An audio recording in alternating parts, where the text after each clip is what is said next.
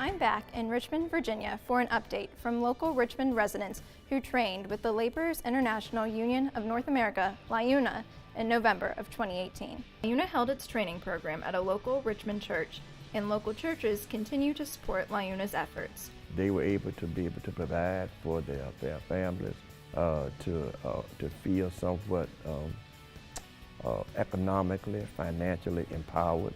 After graduating from the LiUNA training program, many of the trainees were headed to the Atlantic Coast Pipeline for jobs for which they now had the skills. Unfortunately, the job was shut down in December, and only a few had started before needing a return to Richmond. Hearing that we're going to get jobs and things getting taken away again, and it's like a repeating cycle. Like with this job, like my bills was paid ahead, you know what I'm saying, like making $1,000 a week, like, and then coming from where you coming from, it's like, oh, it's a big accomplishment. Like, all right, well, I can actually classify myself among those people that, quote unquote, is hardworking people. Mm-hmm. Like, I'm a hard worker now. So it's like the skills that we took from the training, and then I actually put use to it. It was awesome. So. With that project being shut down, LiUNA trainees began looking for jobs here in Richmond that matched the same caliber construction jobs, only to be met with deeply rooted problems for Virginia. Problems revolving around a lack of living wage jobs, a lack of minority worker requirements, and a lack of local hiring laws.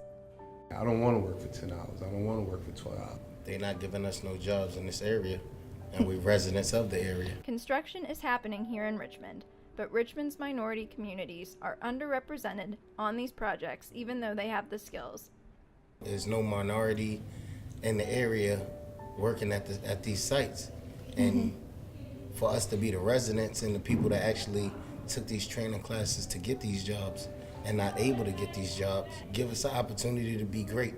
Give us the opportunity to build on our city where we live at, on our city where we pay taxes and things of that nature, versus watching outsiders come into our city, get all the money and take the money out of our city. The race-related scandals during Virginia's 2019 legislative session should have been a wake-up call to politicians that Richmond needs change. Nonetheless, session came and went without any local hiring laws that would have benefited Richmond's minority communities. Politics or politics. It's politics a lot of times. If some of the things that were done by some of our politicians were public, they wouldn't be where they are now.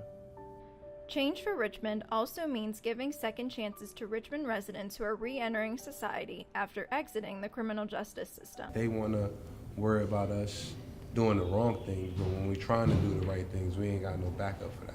LiUNA Mid-Atlantic Vice President and Regional Manager Dennis Martire is committed to bringing change to Richmond.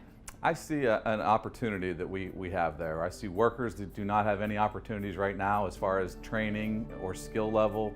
I see contractors that have forgotten that there's a workforce ready and available right in the city of Richmond that we could tap into, train, and place. With city government officials and state government officials working hand in hand with labor, we'll provide the training, the skill level to make sure that the workers have the skills that the contractors need and they live right there in the community, so that when you have a strong community, you have a strong economy, you bring everybody into the middle class. If Richmond wants to start a new chapter, one that radiates to the entire state and one where residents are truly equal job opportunities is the place to start. I want to be a part of the money-making aspect. I want to be a part of just doing something better for the greater good of our community and everybody around us.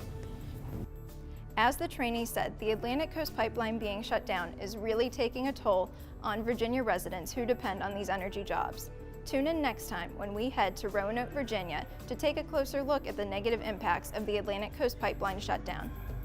This is Ashley Hansen reporting with LiUNA Live.